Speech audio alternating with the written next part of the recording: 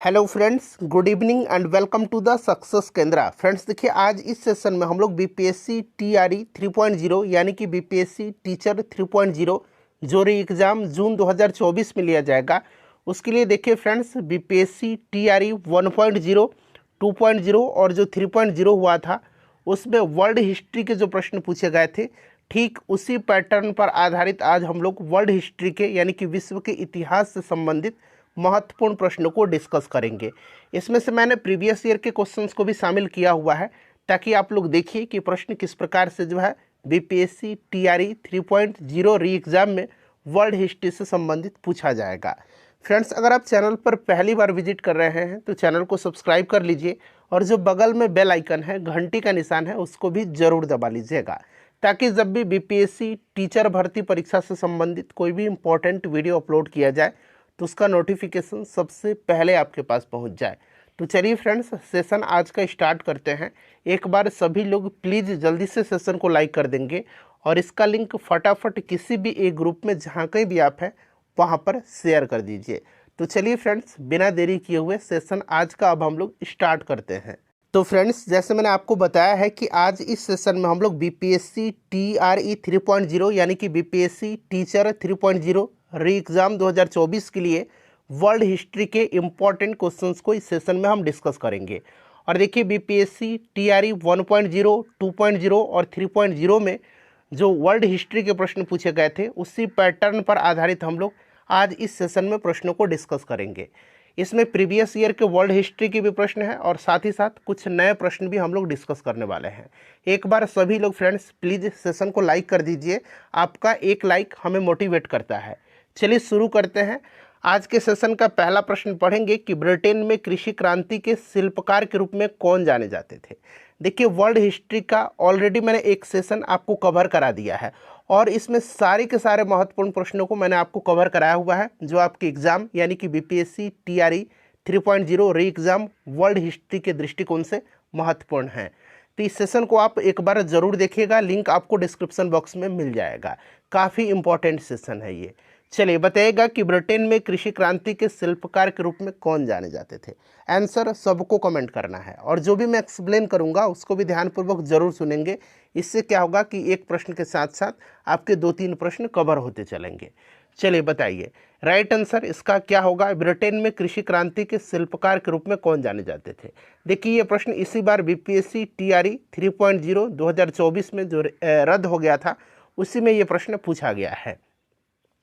जल्दी जल्दी answer comment करिए कि ब्रिटेन में कृषि क्रांति के शिल्पकार के रूप में कौन जाने जाते थे। तो देखिए फ्रेंड्स, याद रखेंगे लॉर्ड टाउनसेंड, रॉबर्ट वेस्टर्न और जेथरो टूल। इन तीनों को जो है ब्रिटेन में कृषि क्रांति के शिल्पकार के रूप में जाना जाता है। किनको किनको? लॉर्ड टाउनसेंड, रॉबर्ट वेस्टर्न और जेथरो टूल। इन तीनों को ब्रिटेन में कृषि क्रांति के शिल्पकार के रूप में जाना जाता है।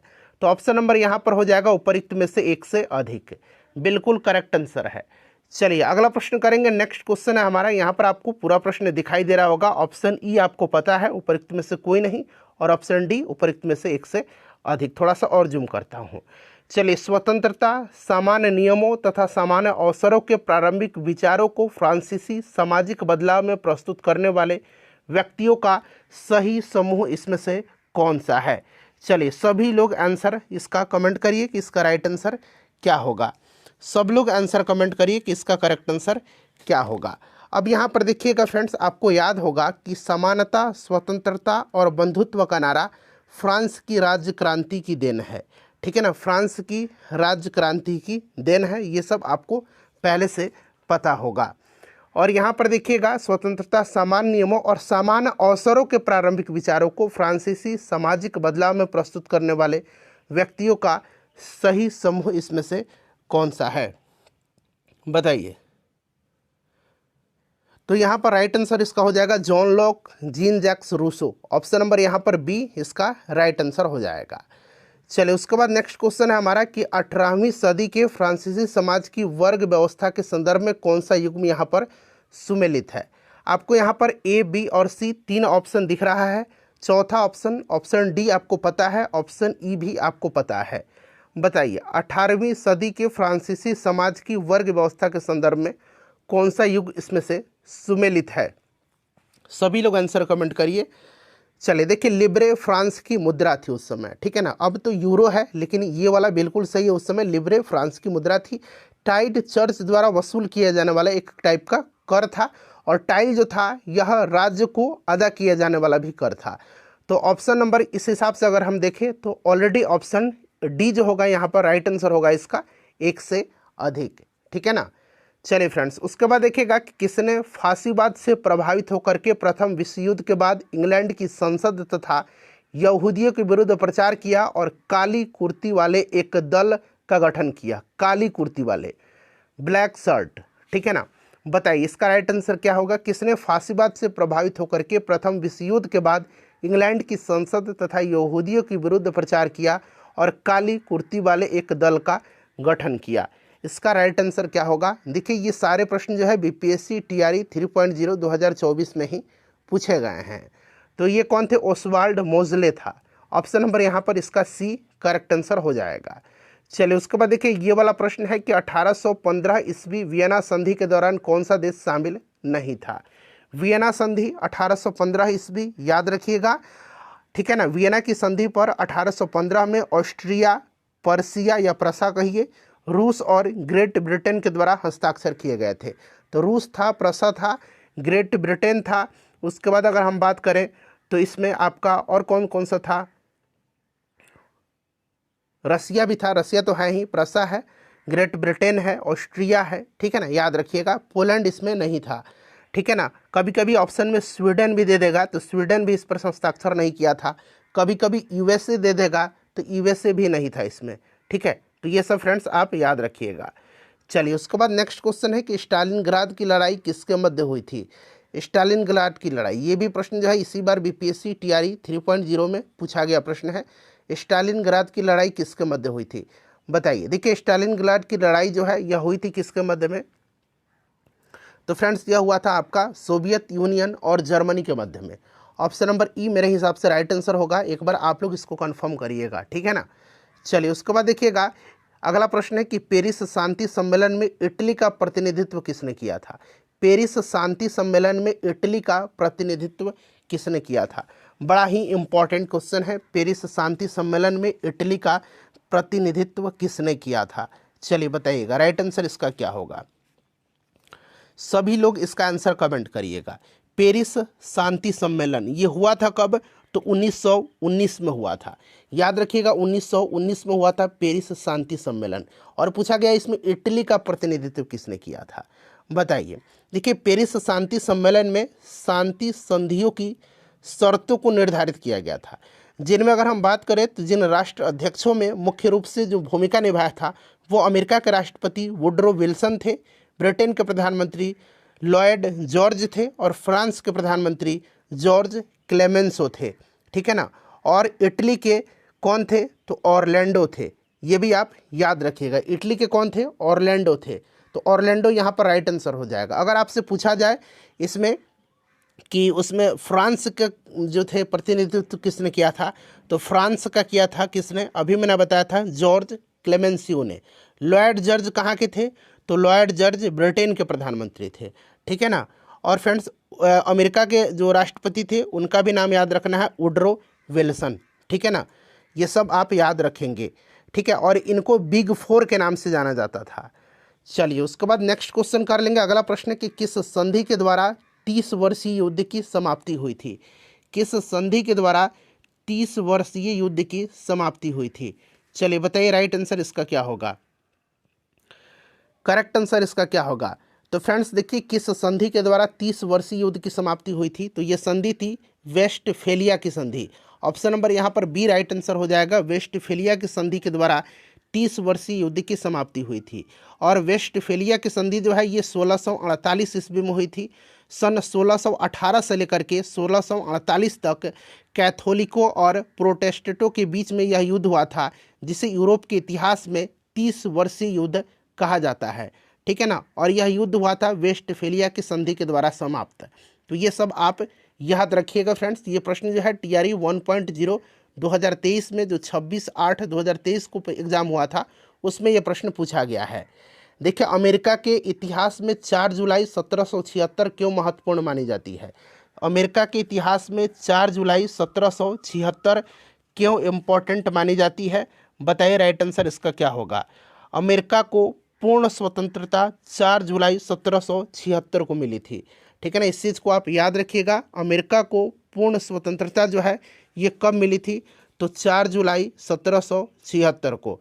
और 4 जुलाई 1776 को अमेरिकी इतिहास में महत्वपूर्ण माना जाता है, जैसे कि मैंने आपको बताया था कि इसी तिथि को अमेरिका की स्वतंत्रता की घोषणा किया गया था। तो ऑप्शन नंबर यहाँ पर सी राइट आंसर हो जाएगा।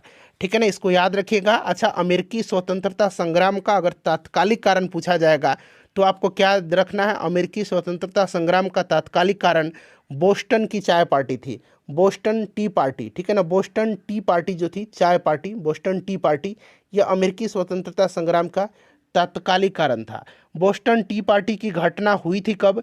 तो ये घटना हुई थी 1773 में। कब हुई थी फ्रेंड्स? 1773 में। ये प्रश्न ऑलरेडी बीपीएससी टीआरई में पूछा जा चुका है।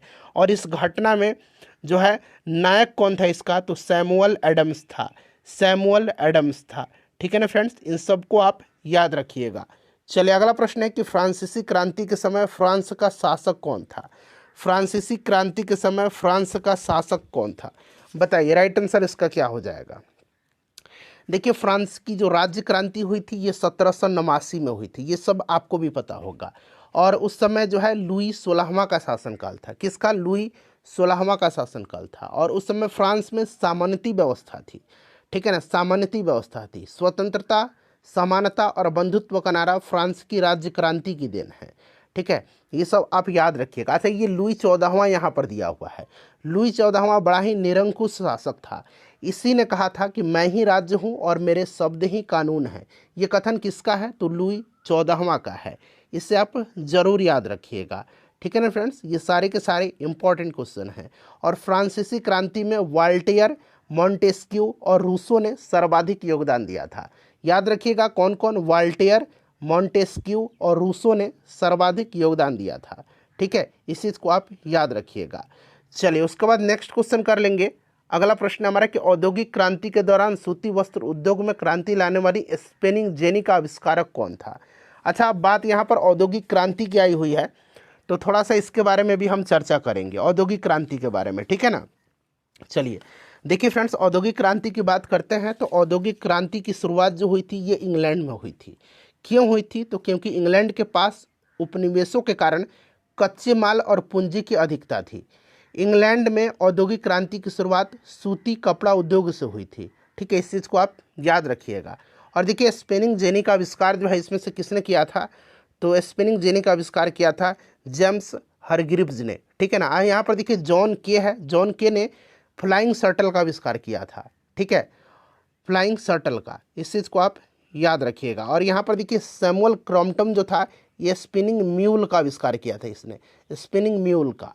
तो ये सब आप फ्रेंड्स याद रखिएगा। ठीक है, चलिए आगे बढ़ेंगे फ्रेंड्स। अगला प्रश्न अब हम लोग करेंगे कि देखिए 1831 में यंग इटली मूवमेंट जिसका उद्देश्य था गणतंत्र स्थापित करना, किसके द्वारा प्रारंभ किया गया था? बताइए इसका राइट आंसर क्या हो जाएगा। 1831 ईस्वी में यंग इटली मूवमेंट जिसका उद्देश्य गणतंत्र स्थापित करना था, किसके द्वारा प्रारंभ किया गया था? तो फ्रेंड्स यह प्रारंभ किया गया था किसके द्वारा? जोसेफ मैज़नी के द्वारा। किसके द्वारा प्रारंभ किया गया था? याद रखिएगा किसके द्वारा प्रारंभ किया गया था? तो जोसेफ मैज़नी के द्वारा यह प्रारंभ किया गया था, जोसेफ मैज़नी के द्वारा। ठीक है, याद रखिएगा किसके द्वारा? जोसेफ मैज़नी के द्वारा यह प्रारंभ किया गया था। अच्छा, बात यहाँ पर जोसेफ मैज़नी की आई हुई है तो आपको याद होगा कि जोसेफ मैज़नी ने 1831 में आपको यंग इटली की स्थापना किया था, ये आपको याद भी होगा। और देखिए जोसेफ मैज़नी के बारे में मैंने एक स्टेटमेंट आपको बताया था कि यदि समाज में क्रांति लानी हो तो क्रांति का नेतृत्व नव युवकों के हाथ में दे दो। यह कथन किसका है? जोसेफ मैज़नी का है। ठीक है ना फ्रेंड्स, इस चीज़ को आप याद रखिएगा। तो यहाँ पर देखिए मैज़नी राइट आंसर हो जाएगा, ऑप्शन में नहीं है तो ऑप्शन यहाँ पर ई करेक्ट आंसर हो जाएगा, उपरोक्त में से कोई नहीं। ठीक है, इटली का एकीकरण किया था काउंट काबूर ने, इस चीज़ को आप याद रखेंगे। आगे इसके बारे में हम डिटेल में चर्चा करेंगे। ठीक है, चलिए नेक्स्ट क्वेश्चन अब हम करेंगे फ्रेंड्स। अगला प्रश्न है हमारा देखिए, जर्मनी के एकीकरण का वास्तुकार कौन था जो रक्त एवं लौह नीति पर विश्वास करता था? बताइए इसका राइट आंसर क्या होगा। जर्मनी के एकीकरण का वास्तुकार कौन था जो रक्त एवं लौह नीति पर विश्वास करता था? तो फ्रेंड्स, जर्मनी के एकीकरण का यह वास्तुकार कौन था? तो ऑटो वन बिस्मार्क था, जो लौह एवं रक्त नीति पर विश्वास करता था। बिस्मार्क प्रशा के शासक विलियम प्रथम का प्रधानमंत्री था और जर्मनी का सबसे शक्तिशाली राज्य कौन था? तो प्रशा था। इस चीज़ को आप याद रखिएगा, ठीक है ना फ्रेंड्स, काफ़ी इंपॉर्टेंट है। तो यहाँ पर देखिए, बिस्मार्क यहाँ पर करेक्ट आंसर हो जाएगा। राइट आंसर इसका क्या हो जाएगा? बिस्मार्क हो जाएगा, ठीक है। चलिए, उसके बाद अब हम लोग नेक्स्ट क्वेश्चन करेंगे। जर्मनी के एकीकरण बिस्मार्क ने किया था, ठीक है, और बिस्मार्क प्रशा के शासक विलियम प्रथम का प्रधानमंत्री था, ये भी मैंने आपको अभी बताया है, ठीक है। चलिए, और बिस्मार्क जर्मनी का एकीकरण प्रशा के नेतृत्व में ही चाहता था। चलिए आगे बढ़ेंगे फ्रेंड्स। अब अगला प्रश्न हम लोग कर लेंगे।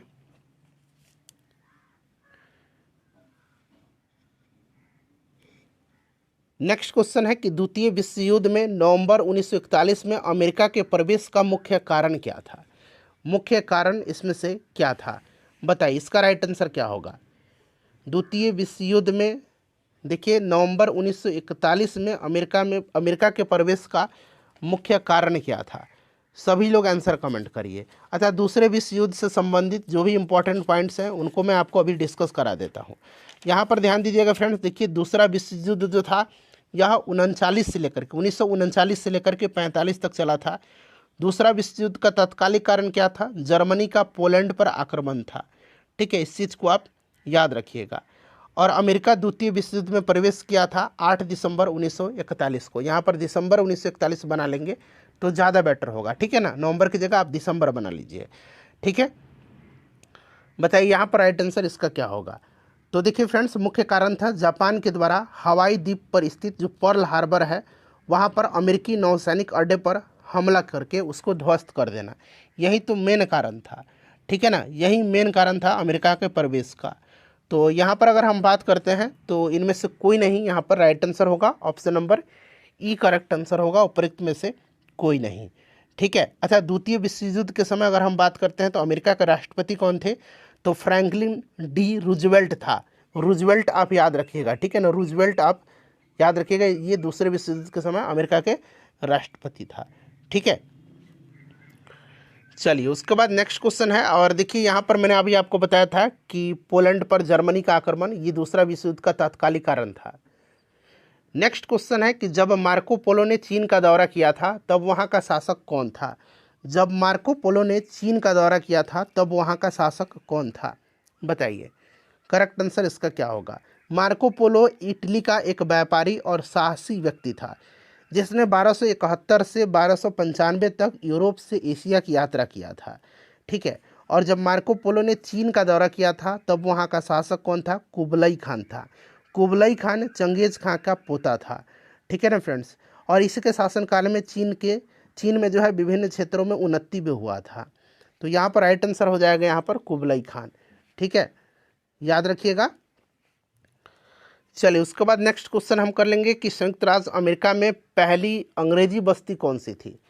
संयुक्त राज्य अमेरिका में पहली अंग्रेजी बस्ती जो थी ये कौन सी थी? बताइए राइट आंसर इसका क्या होगा।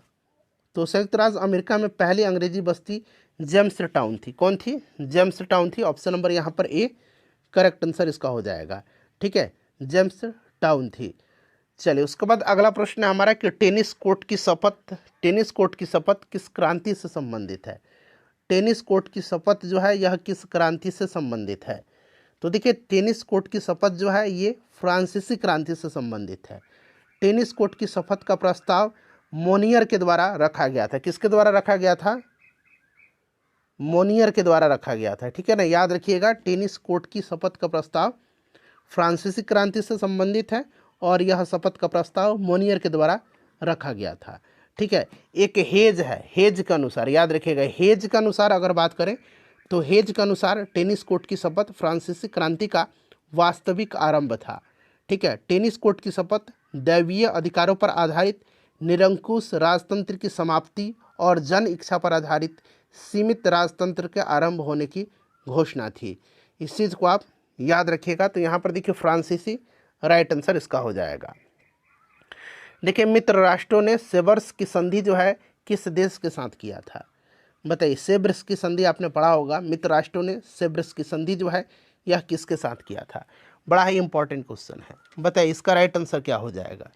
तो देखिए सेब्र की संधि जो है ये हुआ था कब? प्रथम विश्व युद्ध के बाद तुर्की के साथ। यह काफ़ी अपमानजनक संधि थी। तुर्की के साथ किया गया था, टर्की के साथ काफ़ी अपमानजनक संधि थी सेब्र की संधि। यह 10 अगस्त 1920 को हुई थी। 10 अगस्त 1920 को हुई थी और मुस्तफ़ा कमाल पाशा जो था उसने इसे मानने से इनकार कर दिया था। ठीक है, इस चीज़ को आप याद रखिएगा। मुस्तफ़ा कमाल पाशा आधुनिक तुर्की का निर्माता माना जाता है। इस चीज़ को आप याद रखिएगा। सेब्र की संधि हुई थी कब? तो फ्रेंड्स 10 अगस्त 1920 को हुई थी। काफ़ी अपमानजनक संधि थी जो कि टर्की के साथ किया गया था। ठीक है, इस चीज़ को आप याद रखिएगा। क्लियर? और सेब्र की संधि के अनुसार जो है टर्की ने मिस्र, Sudan, Cyprus, Tripoli, Morocco, Tunisia, Arab, Syria और मेसोपोटामिया पर अपने अधिकार त्याग दिए। ठीक है, इस चीज़ को आप याद रखिएगा। चलिए फ्रेंड्स, उसके बाद देखिएगा कि 1733 में फ्लाइंग शटल मशीन का आविष्कार किसने किया था? तो मैंने अभी आपको बताया था जो स्पिनिंग जेनी का आविष्कार बताया था जेम्स हारग्रीव्स ने किया था। उसी समय मैंने आपको बताया था कि फ्लाइंग शटल का आविष्कार किया है जॉन के ने। ठीक है ना, जॉन के ने किया है। क्लियर? चलिए उसके बाद आगे बढ़ेंगे, अगला प्रश्न करेंगे। नेक्स्ट क्वेश्चन है कि क्रिस्टोफर कोलंबस 1492 में अमेरिका का महान खोजकर्ता किस देश के द्वारा वित्त पोषित किया गया था? बताएंगे इसका राइट आंसर क्या होगा? सब लोग इसका आंसर कमेंट करिए। तो देखिए यहाँ पर जो राइट आंसर हो जाएगा, क्रिस्टोफर कोलंबस 1492 में अमेरिका का महान खोज करता था। याद रखिएगा अमेरिका की खोज किसने किया था? तो क्रिस्टोफर कोलंबस ने। अच्छा, अमेरिका का नाम अमेरिका पड़ा था अमेरिगो वेस्पुसी के नाम पर। ये ऑलरेडी मैंने वर्ल्ड हिस्ट्री का जो पहला सेशन कराया हुआ है ये सब मैंने आपको वहाँ पर करा दिया था। ठीक है ना, अमेरिको वेस्पुसी के नाम पर अमेरिका का नाम अमेरिका पड़ा था। अमेरिका की खोजकर्ता जो था ये क्रिस्टोफर कोलंबस था। और यह किस देश के द्वारा वित्त पोषित था? तो याद रखिएगा स्पेन के द्वारा। ऑप्शन नंबर यहाँ पर सी राइट आंसर होगा, स्पेन के द्वारा। ठीक है ना फ्रेंड्स, इस चीज़ को आप याद रखिएगा। क्लियर? चलिए उसके बाद नेक्स्ट क्वेश्चन कर लेंगे कि बोस्टन टी पार्टी इतिहास की एक महत्वपूर्ण घटना है, किससे संबंधित है? बोस्टन टी पार्टी या बोस्टन चाय पार्टी? अभी मैंने आपको बोस्टन टी पार्टी के बारे में बताया था कि बोस्टन टी पार्टी जो है ये अमेरिकी स्वतंत्रता संग्राम जो था इसका तात्कालिक कारण था। ठीक है ना, और इस घटना का नायक सैमुअल एडम था। अमेरिकी स्वतंत्रता संग्राम का जो तत्कालिक कारण बोस्टन टी पार्टी की घटना थी यह हुई थी 1773 में। 1773 में ये हुई थी। ठीक है ना, तो यहाँ पर देखिए अमेरिकी स्वतंत्रता संग्राम, यहाँ पर करेक्ट आंसर इसका हो जाएगा। चलिए उसके बाद नेक्स्ट क्वेश्चन करेंगे। अगला प्रश्न है कि बास्तिल का पतन किस दिन हुआ था? बास्तिल का पतन जो है ये किस दिन हुआ था? चलिए बताएंगे, सभी लोग इसका राइट आंसर कमेंट करेंगे कि बास्तिल का पतन हुआ था कब। बताइए इसका राइट आंसर क्या होगा फ्रेंड्स? बास्तिल का पतन जो है ये कब हुआ था? बताइए। फ्रांस की क्रांति से संबंधित है। ठीक है ना, मैंने थोड़ा सा आपको हिंट दिया हुआ है, आप लोग प्रयास करिए इसका आंसर बताइए कि करेक्ट आंसर इसका क्या होगा। देखिए अगर हम बात करते हैं बास्तिल की पतन की तो यहाँ पर ध्यान दीजिएगा फ्रेंड्स, 14 जुलाई 1789 को 14 जुलाई 1789 को जो है क्रांतिकारियों ने बास्तिल की कारागृह था उसके फाटक को तोड़ करके बंदियों को मुक्त कर दिया। और तब से जो है 14 जुलाई को फ्रांस में राष्ट्रीय दिवस के रूप में मनाया जाता है। 14 जुलाई 1789 को जो है बास्तिल का पतन हुआ था। बास्तिल में क्रांतिकारियों ने जो कारागृह था उसको तोड़ करके, उसके फाटक को तोड़ करके बंदियों को जो है मुक्त कर दिया था। ठीक है, इस चीज़ को आप याद रखिएगा, काफ़ी इंपॉर्टेंट क्वेश्चन है फ्रेंड्स, काफ़ी इंपॉर्टेंट है। ठीक है, चलिए आगे बढ़ते हैं। अब हम लोग अगला प्रश्न करेंगे। ठीक है, चलिए उसके बाद हम लोग नेक्स्ट क्वेश्चन कर लेंगे। अगला प्रश्न है हमारा यहाँ पर कि 1917 में विश्व युद्ध से अलग होने वाला राष्ट्र कौन सा था? 1917 में विश्व युद्ध जो हुआ था, प्रथम विश्व युद्ध जो चल रहा था उस समय, उससे अलग होने वाला देश कौन सा था, यह आपसे पूछा जा रहा है। बताइए इसका राइट आंसर फ्रेंड्स क्या होगा? सब लोग आंसर कमेंट करिए, आंसर सबको कमेंट करते चलना है। बताइए इसका राइट आंसर क्या होगा फ्रेंड्स? कौन सा देश जो है 1917 में विश्व युद्ध से अलग होने वाला देश था? तो देखिए 1917 में विश्व युद्ध से अलग होने वाला जो देश था ये सोवियत संघ था, ठीक है ना। सोवियत संघ यहाँ पर राइट आंसर हो जाएगा। रसिया अलग हुआ था, रूस अलग हुआ था। लेनिन युद्ध से अलग होने के लिए भारी मात्रा में युद्ध हर जाना दिया था, ठीक है ना। लेनिन जो था ये बोल्शेविक दल का नेता था, इसको आप याद रखिएगा, काफ़ी इंपॉर्टेंट है, ठीक है। चलिए उसके बाद नेक्स्ट क्वेश्चन है हमारा, किस युद्ध के बाद जर्मनी का एकीकरण पूरा हुआ था? किस युद्ध के बाद जर्मनी का एकीकरण पूरा हुआ था? बताइए इसका राइट आंसर क्या होगा। किस युद्ध के बाद जर्मनी का एकीकरण पूरा हुआ था? सभी लोग इसका आंसर कमेंट करिए। किस युद्ध के बाद जर्मनी का एकीकरण पूरा हुआ? तो देखिए सेडोन युद्ध के बाद जो है, सेडोन युद्ध के बाद जर्मनी का एकीकरण पूरा हुआ था, सेडोन का युद्ध है।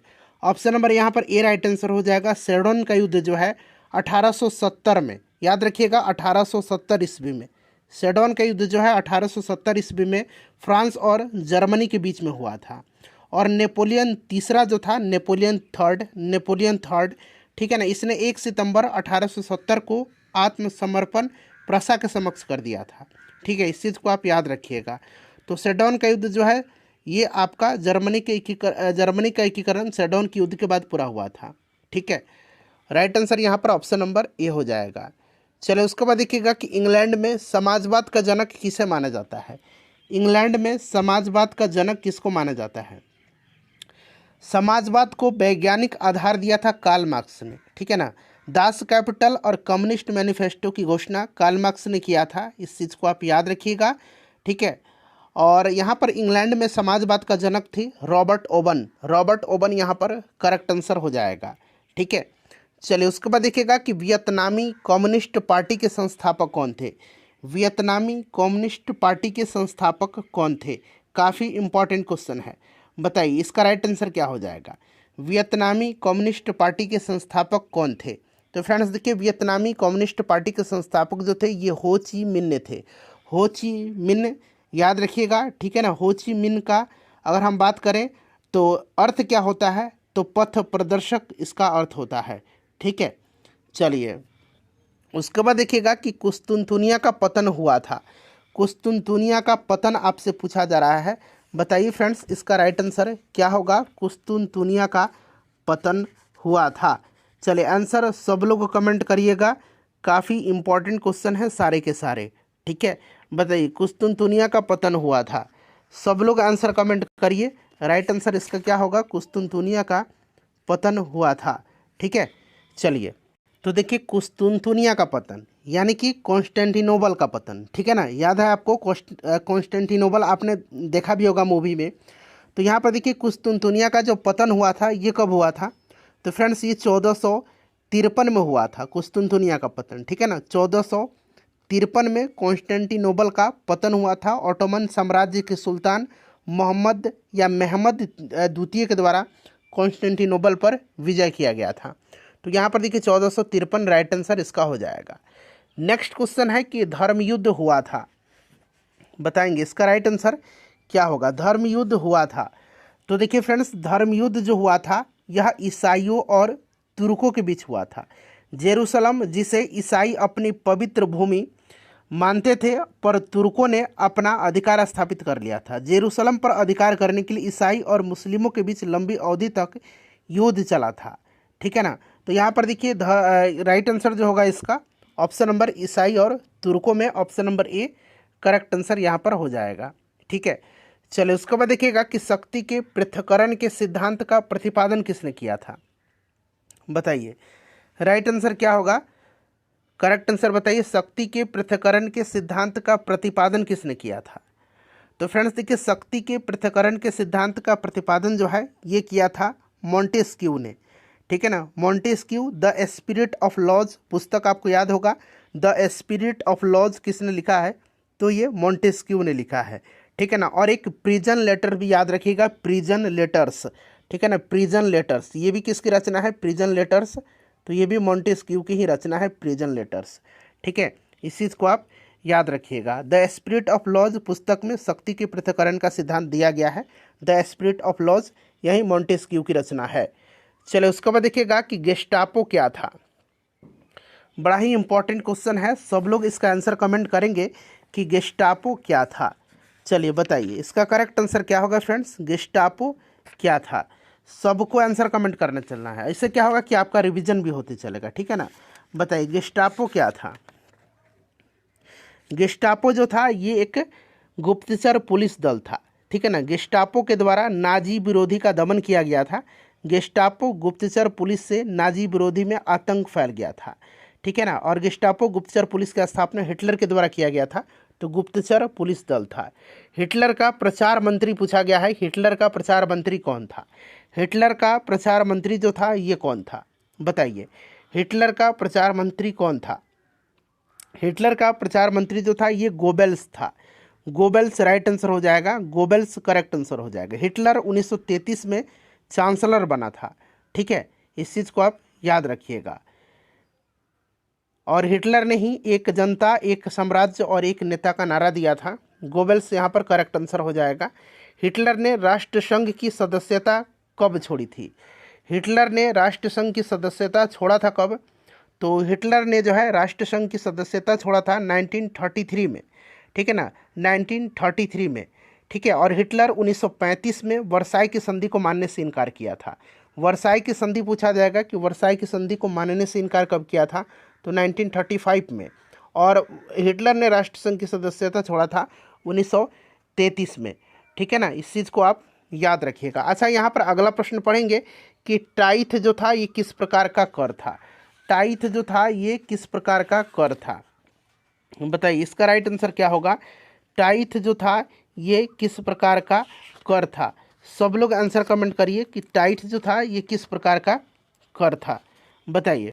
तो देखिए टाइथ जो था एक प्रकार का प्रत्यक्ष कर हुआ करता था, ठीक है ना। और टाइथ जो था यह किसानों से वसूल किए जाने वाला एक धार्मिक कर था, क्लियर, इस चीज़ को आप याद रखिएगा। और राष्ट्रीय सभा ने 1789 में टाइथ की वसूली पर रोक लगा दिया था, 1789 में, ठीक है ना, इसे भी आप ध्यान रखिएगा। देखिए रूस की बोल्शेविक क्रांति का नेतृत्व किसने किया था। रूस की बोल्शेविक क्रांति, अच्छा बोल्शेविक दल का नेता कौन था, तो आपको याद होगा लेनिन था। लेनिन ने ही बोल्शेविक क्रांति का नेतृत्व किया था। किसने किया था, रूस के बोल्शेविक क्रांति का नेतृत्व किसने किया था, तो फ्रेंड्स ये लेनिन ने किया था। किसने किया था, लेनिन ने किया था, ठीक है ना, लेनिन ने किया था, इस चीज़ को आप याद रखिएगा। अच्छा लेनिन ने जो है नई आर्थिक नीति कब लागू किया था, तो लेनिन ने 1921 में नई आर्थिक नीति को लागू किया था, ठीक है। तो यहाँ पर देखिए लेनिन करेक्ट आंसर हो जाएगा। रूस की बोल्शेविक क्रांति का नेतृत्व किसने किया था, तो लेनिन ने किया था। बोल्शेविक दल का नेता था लेनिन, ठीक है ना। चलिए अच्छा आधुनिक रूस का निर्माता किसको माना जाता है, तो आधुनिक रूस का निर्माता माना जाता है किसको, स्टालिन को।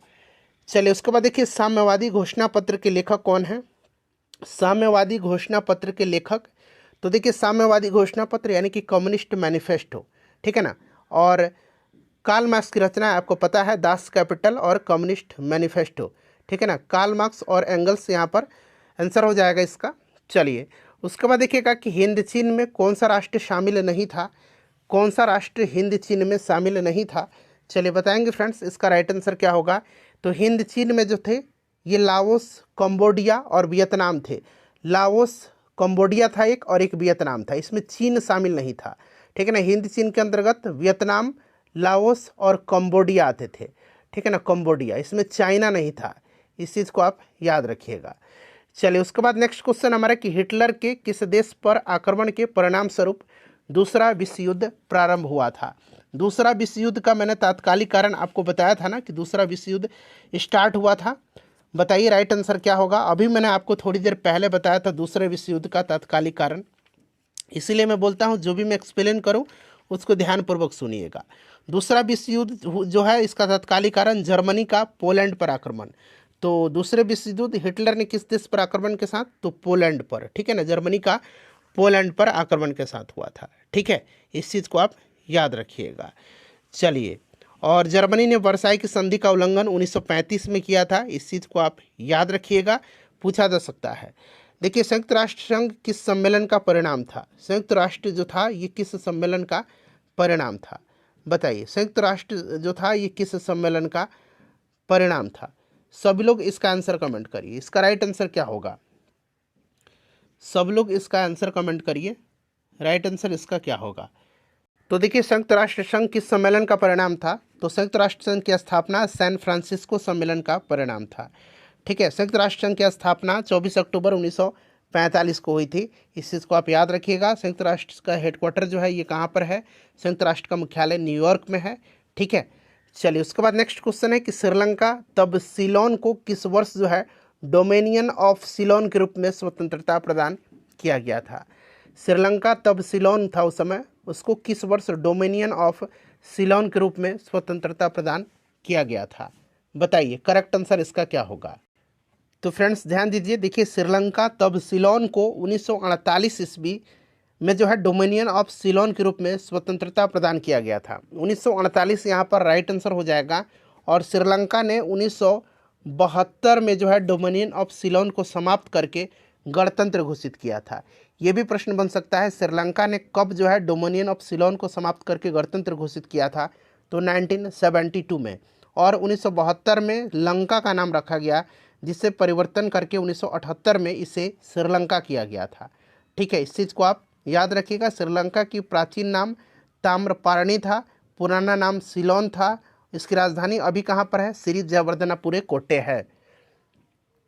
1961 ईस्वी में देखिए बेलग्रेड में गुट निरपेक्ष आंदोलन का प्रथम सम्मेलन हुआ था। कितने देशों ने इसमें भाग लिया था? 1961 में बेलग्रेड में गुट निरपेक्ष आंदोलन का प्रथम सम्मेलन हुआ था। याद रखिएगा, कब हुआ था प्रथम जो है गुट निरपेक्ष आंदोलन का सम्मेलन? तो ये 1961 में हुआ था। कहाँ पर हुआ था? तो बेलग्रेड में हुआ था। इसमें कितने देशों ने पार्टिसिपेट किया था? तो 25 देशों ने भाग लिया था। ठीक है, इस चीज़ को आप याद रखिएगा। गुट निरपेक्ष आंदोलन की स्थापना 1961 में हुआ था। गुट निरपेक्ष आंदोलन विश्व की सबसे बड़ी दूसरी राजनीतिक संगठन है। ठीक है, इस चीज़ को आप याद रखिएगा। और इसका हेडक्वार्टर इंडोनेशिया की राजधानी जकार्ता में है। तो यहाँ पर 25 राइट आंसर होगा। देखिए, धर्म सुधार का अग्रदूत किसे कहा जाता है? धर्म सुधार का अग्रदूत किसको कहा जाता है? बताइए, करेक्ट आंसर इसका क्या होगा। धर्म सुधार का अग्रदूत कहा जाता है मार्टिन लूथर को। मार्टिन लूथर को कहा जाता है। ठीक है ना, मार्टिन लूथर को कहा जाता है। इस चीज़ को याद रखिएगा। ठीक है, चलिए उसके बाद नेक्स्ट क्वेश्चन कर लेंगे। अगला प्रश्न है हमारा कि आधुनिक चीन का संस्थापक किसे कहा जाता है? आधुनिक चीन का संस्थापक किसको कहा जाता है? तो आधुनिक चीन का संस्थापक जो है ये sun यat-sen को कहा जाता है। sun यat-sen को चीन का राष्ट्रपिता भी कहा जाता है। ठीक है ना, याद रखिएगा। 1911 में हुई चीनी क्रांति का नायक कौन था? तो डॉक्टर sun यat-sen थे। ये भी प्रश्न एग्जाम में बन सकता है, sun यat-sen। ठीक है ना, चलिए उसके बाद देखिएगा कि मेसोपोटामिया यूरोपीय लोगों के लिए क्यों महत्वपूर्ण था? मेसोपोटामिया यूरोपीय लोगों के लिए क्यों महत्वपूर्ण था? बताइए, राइट आंसर इसका क्या होगा। क्यों महत्वपूर्ण था मेसोपोटामिया यूरोपीय लोगों के लिए? करेक्ट आंसर इसका क्या होगा। चलिए सब लोग आंसर कमेंट करिए कि इसका राइट आंसर क्या होगा। क्यों इम्पोर्टेंट था? बताइए, करेक्ट आंसर सब लोग इसका बताइए। तो देखिए फ्रेंड्स, इसका जो करेक्ट आंसर होगा, मेसोपोटामिया यूरोपीय लोगों के लिए महत्वपूर्ण था क्योंकि बाइबल के प्रथम भाग ओल्ड टेस्टामेंट में इसका उल्लेख कई संदर्भों में किया गया है। ओल्ड टेस्टामेंट की बुक ऑफ जेनेसिस में सिमार का उल्लेख है, जिसका अर्थ सुमेर ईंटों से बने शहरों की भूमि से है। ठीक है, इस चीज़ को आप याद रखिएगा। तो यहाँ पर देखिए ऑप्शन नंबर यहाँ पर बी राइट आंसर इसका होगा। उसके बाद देखिए 1971 में स्वतंत्रता की घोषणा के बाद बांग्लादेश के प्रथम प्रधानमंत्री का नाम बताइए। बांग्लादेश के प्रथम प्रधानमंत्री का नाम बताना है 1971 की घोषणा के बाद। चलिए बताइए, इसका राइट आंसर क्या होगा फ्रेंड्स। काफ़ी इंपॉर्टेंट क्वेश्चन है, बताइए राइट आंसर इसका क्या होगा। 1971 में स्वतंत्रता की घोषणा के बाद बांग्लादेश के प्रथम प्रधानमंत्री का नाम आपसे पूछा जा रहा है। चलिए बताइए, सब लोग इसका आंसर कमेंट करिए कि इसका राइट आंसर फ्रेंड्स क्या होगा। सब लोग इसका आंसर कमेंट करिए कि इसका करेक्ट आंसर क्या होगा। चलिए आंसर कमेंट करिए 1971 में जो है, बताइए करेक्ट आंसर इसका क्या होगा। सभी लोग आंसर कमेंट करिए। तो देखिए, इसके अगर हम बात करते हैं तो प्रथम प्रधानमंत्री ताजुद्दीन अहमद थे। ठीक है ना, ताजुद्दीन अहमद। और पूर्वी पाकिस्तान को बांग्लादेश कहा जाता, बांग्लादेश है। ताजुद्दीन अहमद राइट आंसर इसका हो जाएगा, ताजुद्दीन अहमद। ठीक है, इस चीज़ को आप याद रखिएगा, ताजुद्दीन अहमद करेक्ट आंसर हो जाएगा। चलिए नेक्स्ट क्वेश्चन है कि किस देश ने पर्ल हार्बर स्थित संयुक्त राज्य अमेरिका के नौसैनिक बेड़े पर दिसंबर 1941 में आक्रमण किया था, और इसके बाद ही दूसरा विश्व युद्ध में जो है अमेरिका शामिल हो गया था। जैसे मैंने आपको बताया है, जापान ने किया था पर्ल हार्बर पर आक्रमण। ठीक है, जापान ने किया था। राइट आंसर इसका हो जाएगा ऑप्शन नंबर ए, जापान। चलिए उसके बाद देखिए कल्चरल रिवॉल्यूशन, हिंदी में इसको हम लोग सांस्कृतिक क्रांति बोलते हैं, और हिंदी में इसको बोलेंगे सांस्कृतिक क्रांति, और अंग्रेजी में इसको बोलेंगे कल्चरल रिवॉल्यूशन। तो वहीं पूछा गया है कि कल्चरल रिवॉल्यूशन के समय कम्युनिस्ट पार्टी ऑफ चाइना के प्रमुख नेता कौन था? बताइए, कल्चरल रिवॉल्यूशन के समय कम्युनिस्ट पार्टी ऑफ चाइना का प्रमुख नेता कौन था? काफ़ी इंपॉर्टेंट क्वेश्चन है फ्रेंड्स, बताइए इसका राइट आंसर क्या हो जाएगा? काफ़ी इंपॉर्टेंट क्वेश्चन। चलिए फ्रेंड्स, इसका आंसर आप लोग मुझे कमेंट करके बताइएगा कि कल्चरल रिवॉल्यूशन के समय, सांस्कृतिक क्रांति के समय कम्युनिस्ट पार्टी ऑफ चाइना के प्रमुख नेता कौन था? ठीक है, इसका आंसर आप लोग मुझे कमेंट करके बताइएगा, ठीक है ना। चलिए उसके बाद नेक्स्ट क्वेश्चन है हमारा कि वाटरलू का युद्ध जो है यह किस वर्ष लड़ा गया था? वाटरलू का युद्ध जो है यह किस वर्ष लड़ा गया था? तो वाटरलू का युद्ध जो लड़ा गया था फ्रेंड्स, यह 1815 में लड़ा गया था। ठीक है, 1815 में वाटरलू का युद्ध लड़ा गया था। ठीक है, वाटरलू का युद्ध लड़ा गया था कब? तो याद रखिएगा, वाटरलू का युद्ध लड़ा गया था 1815 में। वाटरलू का युद्ध जो है हुआ था। ठीक है, वाटरलू का युद्ध इम्पॉर्टेंट है, इससे संबंधित प्रश्न जो है आपसे पूछा जा सकता है। इसी वाटरलू की लड़ाई के बाद जो है ये जो आपका नेपोलियन था, वाटरलू के युद्ध के पश्चात जो है नेपोलियन को कहाँ भेजा गया था, ये प्रश्न पूछा जाता है। ठीक है ना, तो आपको याद रखना है वाटरलू के युद्ध में नेपोलियन की हार हुई थी, और उसके बाद नेपोलियन को भेजा गया था सेंट हेलेना द्वीप पर। कहाँ पर भेजा गया था? सेंट हेलेना द्वीप पर भेजा गया था, जहाँ पर इसकी मृत्यु हो गई थी। ठीक है ना, इस चीज़ को भी आप ध्यान रखिएगा, ठीक है ना। चलिए उसके बाद देखिए, निम्नलिखित में से किसको आयरन चांसलर कहा जाता है? तो आयरन चांसलर किसको कहा जाता है? तो फ्रेंड्स ये कहा जाता है बिस्मार्क को। बिस्मार्क को जो है आयरन चांसलर कहा जाता है। ऑटो वन बिस्मार्क को आयरन चांसलर कहा जाता है। ठीक है ना, बिस्मार्क ने जो है लौह और रक्त की नीति अपनाया था। तो यहाँ पर option number C correct answer हो जाएगा। फ्रेंड्स लगभग 50 इंपॉर्टेंट क्वेश्चन मैंने आपको कराए हैं। सेशन को लाइक कर दीजिएगा और प्लीज़ इसको शेयर कर दीजिए।